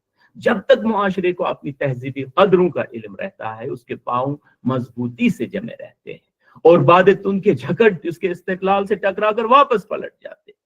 इसमें एहसास कमतरी पैदा नहीं होता। जब एक कौम, कोई भी कौम हो, जब वो अपनी तहजीब को बुला देती है तो दूसरी कौम इजीली उन पर अपनी तहजीब मुसल्लत करके उनको ज़हनी, उनको मुआशरती, उनको बिलीफ यानी रिलीजन की सतह पर अपना गुलाम बना देती है। तो दूसरी कौमें इसकी तहजीब की शनाख्त करती है तो उसकी इनफरादियत का लोहा मनवाएंगी, वरना क्या होगा, अगर इसे अपने तहजीब की पहचान नहीं तो अपनी पहचान ये मुआशरा खो देता है। जैसा मैंने यहाँ पर लिखा है कि जो ही कोई मुआशरा इस तरफ से बेतवज्जह रहता है तो वहदत, यूनिटी जो इन बहुत सारे लोगों को का ये हार जो बना है वो टूट जाता है, और फिर नतीजा क्या निकलेगा कि आपस के इख्तिलाफात जड़ पकड़ने लगेंगे। हम जरा सी बात पर कहेंगे साहब वो अलग है, ये अलग है, तो उससे क्या होगा, कौमी मफाद पर लोग जाती मफाद को तरजीह देंगे, दूसरों की हर अच्छी बुरी चीज जो है अपनी लगती है, और ऐसी कौम उस बच्चे, मासूम बच्चे की तरह जिंदगी गुजारते हैं जो बड़े बाजार में अपनी माँ से बिछड़ गया हो, और तुरफा सितम ये कि अपने घर का पता भी न मालूम। ऐसी कौम उस चिराग की तरह है जो हवा के दोष पर रोशन है और किसी भी लम्हे कोई तेज झोंका उसकी जिंदगी उसे छीन सकता है। इसलिए मिन हैसल कौम, इस तहजीब, ये जो हमारी अपनी तहजीब है और इस तहजीब की जो पासदार जुबान है, यानी उर्दू है, हमें चाहिए कि इसकी बका के लिए फिक्रमंद रहें ताकि हमारी तहजीबी शनाख्त बनी रहे। मुझे यकीन है कि जो कुछ बातें मैंने की कुछ न कुछ फायदा हुआ होगा। मैं आपका बहुत ही शुक्रगुजार हूँ कि आपने मुझे इतनी देर तक बर्दाश्त किया। बहुत शुक्रिया। शुक्रिया सर। अस्सलाम वालेकुम। वालेकुम शुक्रिया सर। जी सर, मैं डॉक्टर साबरा महिला कॉलेज गोड्डा झारखंड से हूँ। सर मेरा एक सवाल है कि सर अरब में वाक़यात करबला से कबल किस तरह के फरसिये कहे जाते थे? जी जी जी हमारे पास एक अच्छा खासा जो है जखीरा है उन मरसियों का कि जो वाक़या करबला से कबल पढ़े लिखे गए हैं। जैसे हज़रत उमर रज़ियल्लाहु ताला की जो है बहन का मरसिया होता है, और इसी तरह कई सारे मिलते हैं। आप चाहें तो आप सिलसिले में जो है कुछ हमारी तारीख की किताबें काफी मुताला कर सकते हैं। और हमारे यहाँ क्या नाम है, आजमगढ़ से हमारा रिसाला मारिफ उसका एक खास नंबर है, तो उस पर उनकी तफसील दी गई है जो अदब में वाक़ई करबला लिखी गई। अस्सलाम वालेकुम रहमतुल्लाहि व बरकातुहू। मैं doctor Abrar Ahmed, Poona college of arts science and commerce Pune से। सर मेरा सवाल ये है कि मरसिये में जो हिंदुस्तानी तहजीब और रवायत को पेश किया गया, तो उससे जो हमारे तारीख़ी वाक़यात थे उससे कहीं ना कहीं उसको मस्क हुए, कुछ अलग तरीके से उसमें अनासिर आ गए, जिससे काफ़ी जो यहाँ के आम लोग हैं या जो पढ़े लिखे लोग हैं उनको कन्फ्यूज़न भी हो गया कि वो उन चीज़ों को हकीकत समझने लगे और उसको उसी तरीके से पेश करने लगे। तो शायर या अदीब को मेरे ख्याल से चाहिए कि जो तारीख़ी हक़ाइक़ हैं उसको उसी एतबार से पेश करें। आप इस सिलसिले में क्या कह रहे हैं? जी देखिए, वाक़यात का जहाँ देखिए तारीख, ये जो कोई भी शायर है, शायर कोई हिस्टोरियन नहीं, ठीक है। शायर का बुनियादी मकसद ये होता है कि साहब किसी वाक़े से जो उसने एक इम्प्रेशन, एक तासुर लिया, वो उसे अपने कारी तक पहुंचाए। और फिर शायरी के बारे में कहा ही जाता है कि शायरी के जो हम कहेंगे आलात है, जो पोइटिक डिवाइसेस है, यानी जो आपके पास तशबीह है, जो इस्तिआरा है, जो मजाज है, जो मजाज मुरसल है, जो आपके पास सनअतें हैं, आपके पास जो है सनाया बदाया का जो इल्म है, ये सब जो हम कहेंगे पोइटिक टूल्स है, पोइटिक टेक्निक्स है, ये मजाज में ही काम करते हैं। यानी ये चीजों को एक दूसरी शक्ल में सामने लाते हैं। तो अब जो चीजें हैं हम देखते हैं जहां जहां बरसे निगारों ने कुछ चीजों को जिन्हें हम मन घड़त कहते हैं उनको बयान किया है, ये फिर आगे मुहक्किकीन और नाक़दीन ने इस पर काम किया है। कई सारे काम जो मरसे पर हो रहे हैं, लेकिन मजहब की हकीकत को समझने के लिए उस मजहब की किताब को पढ़ना जरूरी है। शायर जो होता है ये हम पर कोई हुज्जत नहीं है। अलबत्ता हम इस मरसिया को एज यहाँ मैंने अर्ज किया, हम एज अ आर्ट हम इसको पढ़ते हैं। और फिर जो हमारे आज जो तनकीद की जो दूसरी कई शक्लें हैं, मसलन हम जो है रद्द तश्कील हमारा जो है तनकीदी तरीका, इसी तरह दीगर जो तरीके हैं जिनसे हम, या मसलन नव तारीखियत वाला मुताला जब हम पोइटिक ये जो हमारे पास पीसेस होते हैं उनका करते हैं, तो हम असल और फरा में फर्क कर पाते हैं। अलबत्ता ये दानिश्वरों का काम है, आम आवाम को मुगालता हो सकता है, जैसा आपने फरमाया, इसमें कोई दो राय नहीं।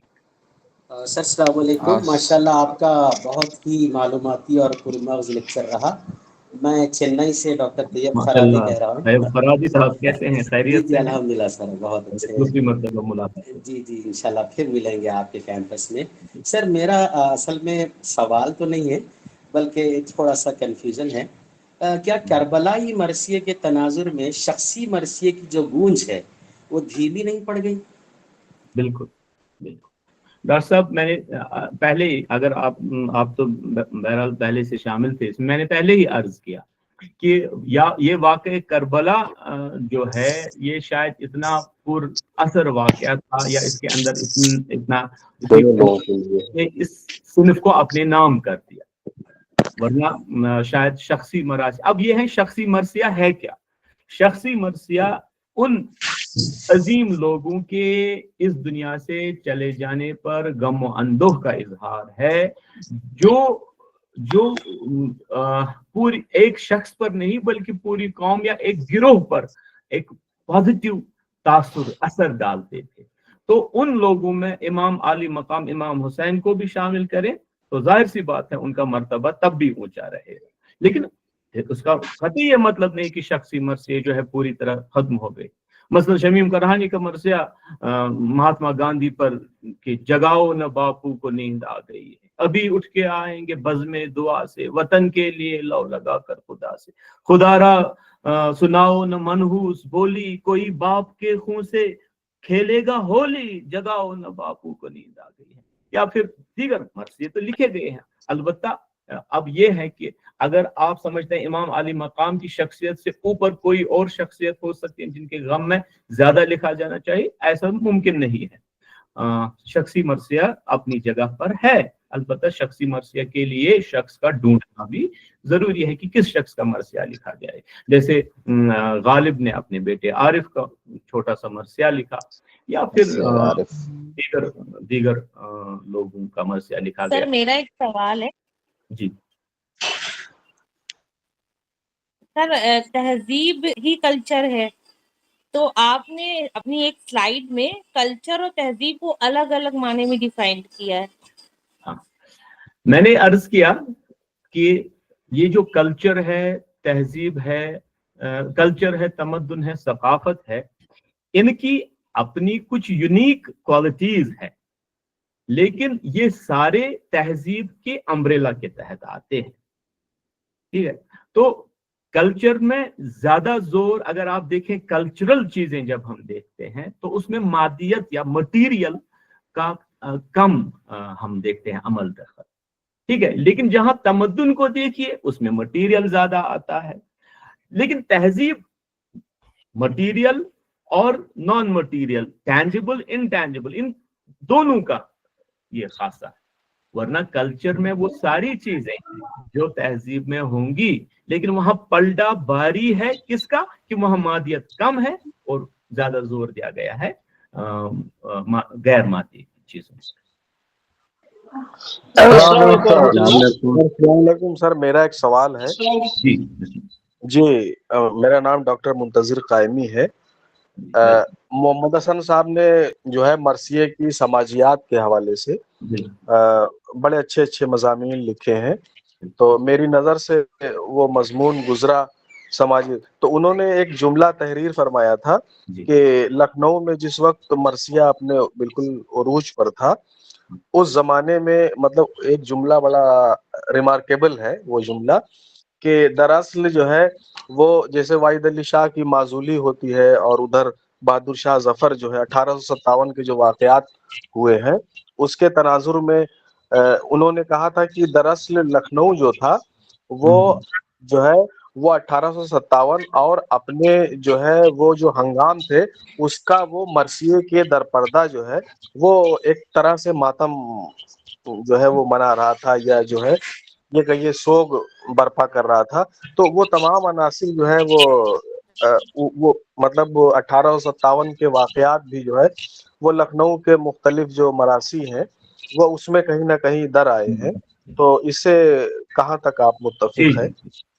ہم دیکھتے ہیں یہ جیسا آپ نے فرمایا کہ کنٹمپرری جو ایشوز ہے یہاں مرثیہ میں عمومی طور پر اس واقعے کی طرف اشارہ کیا جاتا ہے جو سن 61 ہجری میں ہوا, لیکن جو کنٹمپرری ایشوز ہو سکتے ہیں جس زمانے میں ہم آپ رہ رہے ہیں یا مرثیہ نگار رہ رہا ہے, کیا اس نے ان ایشوز کو بھی جو ہے سامنے لایا ہے کسی وساطت سے, اگرچہ واقعے کے کنٹیکسٹ میں یہ تقریباً لگتا ہے ناممکن ہے.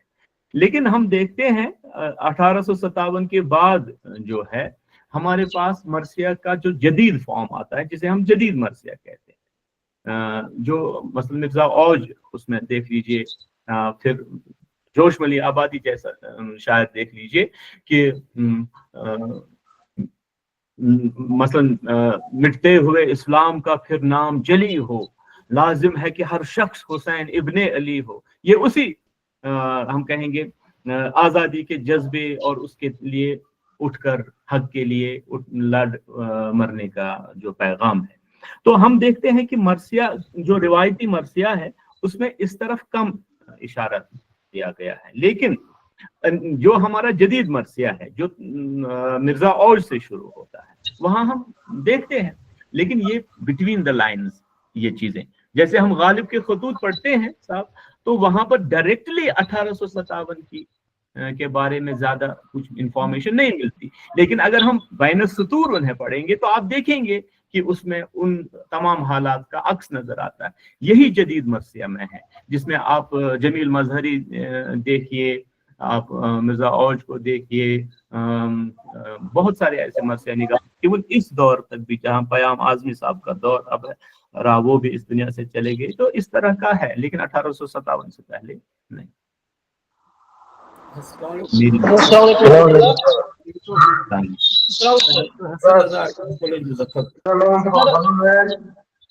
سر میرا میں نے کی ہے، 3 مائک چل رہا ہے اس لیے نہیں حل میں نے کیا، مجھے موقع دیجیے۔ مدثر مجید صاحب آپ بولیے۔ السلام علیکم سر۔ سر میرا سوال یہ ہے، وعلیکم السلام، میرا تعلق اسلامی اسٹڈیز کے ساتھ ہے۔ میرا سوال یہ ہے کہ اسلام میں اور بہت ساری ایسی شخصیات بھی گزری ہیں جن کے ساتھ بھی بہت مطلب دوسرے طریقے سے وہ شہید کیے گئے، حضرت حمزہ ہے، حضرت عثمان ہے، ان پر مرثیہ کیوں نہیں لکھی گئی؟ کیا اس کی کوئی خاص وجہ ہے کہ حضرت کربلا کے واقعات پر ہی مرثیہ لکھی؟ اس کی کیا وجہ ہو سکتی ہے؟ دیکھیے، ایک بہت بڑی وجہ یہ ہے، میں عرض کروں، اگرچہ میں اس کو ادبی نقطہ نظر اور سماجی نقطہ نظر سے آپ کے سامنے پیش کروں گا۔ میں نے پہلے ہی کہا کہ مذہبی معاملات کے اس میں چکر میں پڑھنا نہیں چاہتا، کہ دیکھیے مرثیہ کی ضرورت کیوں پیش آئی، یہ بہت اہم ہے کہ جہاں وہ وقت اگر آپ دیکھیں، آپ ہسٹری دیکھیں تو ہمیں معلوم ہوتا ہے کہ امام عالی مقام جب شہید ہو گئے تو تمام ہم کہیں گے ملک میں جو اس وقت سلطنت تھی، سلطنت اسلامی، اس میں یہ جو ہے اعلان کرایا گیا کہ یہ کچھ باغی لوگ تھے جن کو قتل کر دیا گیا۔ اب اس طرح ہم کہیں گے جو آج کل کے زمانے میں بھی ہوتا ہے، جسے ہم پروپیگنڈا میشنری کہتے ہیں۔ پروپیگنڈا میشنری بہت امپورٹنٹ ہوتی ہے قوموں کے عروج و زوال۔ جیسے ورلڈ وار میں دیکھیے نا کہ جرمنی نے جو ہے کئی جگہوں پر جہاز سے ریڈیو سیٹس گرا دیے، ان میں یہ بیٹریز لگی ہوئی تھی، لیکن ان پر پھر جب آن کرتے تھے تو جو ان پر نیوز چلتی تھی وہ جرمنی کے حق میں چلتی تھی، رائے عامہ ہموار کرنے کے لیے۔ یہ ایک ٹیکٹکس ہوتا ہے جس میں ہمارے سلطنت و ملکوں کے اپنے بیان کو صحیح ثابت کرنے کے لیے۔ تو امام عالی مقام جو ہے ان کی شہادت کہیں اس سے بغاوت پر لوگ اتر نہ آئے، تو اس کے لیے ایک پروپیگنڈا میشنری چلی کہ ہر طرف یہ کارندے، یہ اعلان والے دوڑائے گئے کہ لوگوں سے کہا جائے کہ یہ باغی لوگ کچھ تھے، ان کو جو ہے قتل کر دیا گیا ہے۔ اب وہ زمانہ جب بہت ہی اپریسڈ لوگ تھے، عمومی طور پر حکومت کا زبردست جو ہے مائٹ تھی، پاور حکومت کی تھی، تو اس زمانے میں اس کو مرثیہ کو ایز اے پروپیگنڈا ٹول استعمال کیا گیا کہ مرثیہ جب پڑھتے ہیں تو اس میں صرف بادی نظر میں لگتا ہے، صرف رویا جاتا ہے کربلا کے اس سانحہ عظیم پر، لیکن اس میں جو ایک میسج بھی رہتا ہے، یعنی اس زمانے میں نہ ریڈیو تھا، نہ ٹیلی ویژن تھا، نہ کوئی اور تھا، تو اس کو ایز اے پروپیگنڈا ٹول کے استعمال کیا گیا۔ تو پروپیگنڈا اس صورت میں، یہ میں نیگیٹو پروپیگنڈا نہیں کہہ رہا ہوں، پروپیگنڈا پازیٹیو بھی ہو سکتا ہے۔ اب دیگر شخصیات جو تھی ان کے ساتھ اس طرح کا واقعہ پیش نہیں آیا۔ یہ وجہ رہی ہے کہ امام حسین امام عالی مقام کے ذکر کو اس طرح بیان کیا گیا کہ ان کو مظلومی کے ساتھ شہید کیا گیا تاکہ لوگوں کے قلوب کو جو ہے ان کو نرم کر دیا جائے تاکہ وہ اس مقصد کی طرف آئیں۔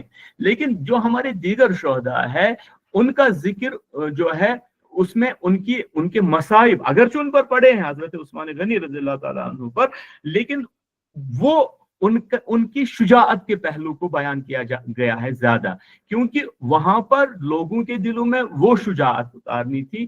یہاں پر جو ہے مطلب مسئلہ یہ یہاں پر سامنے جو ہے وہ بھی اسلام का लिबास पहने था, दोनों तरफ मुसलमान लड़ रहे थे।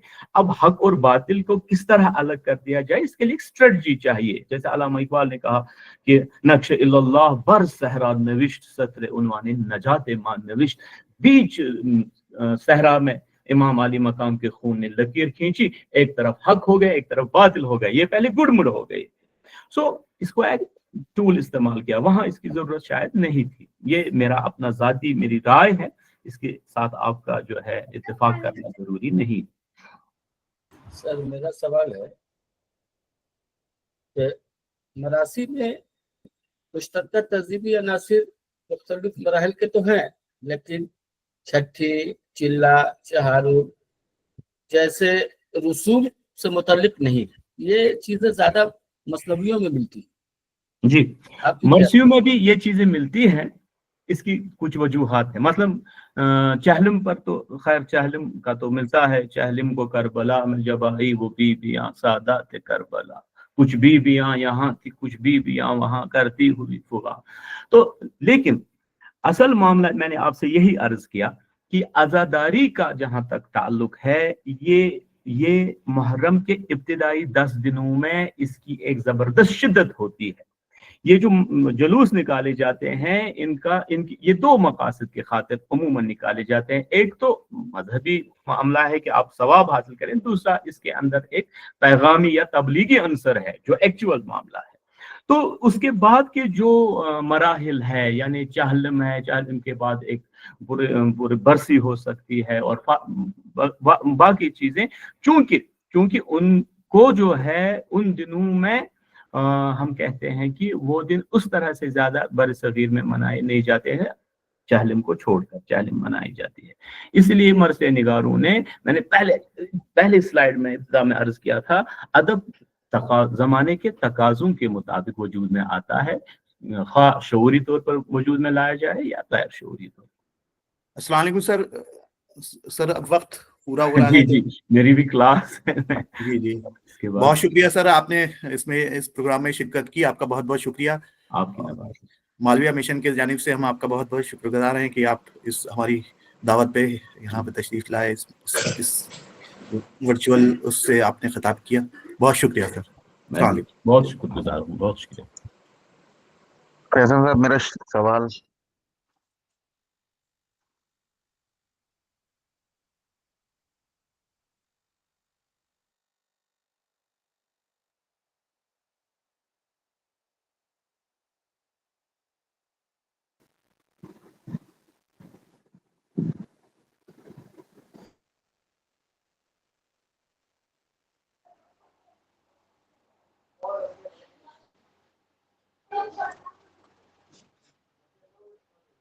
अस्सलाम वालेकुम।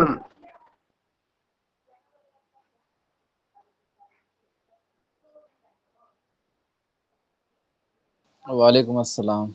वालेकुम सलाम। फौजान भाई जान शायद सर चले गए हैं लग रहा है। हाँ सर गए लगता है।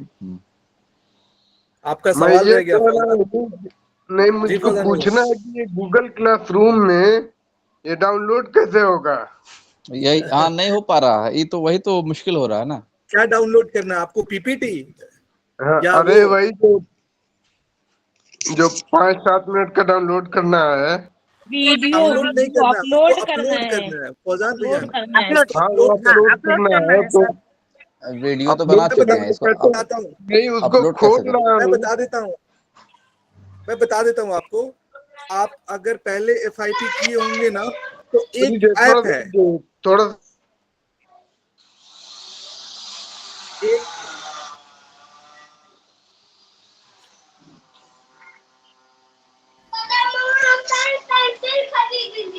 बताइए इंसान भाई।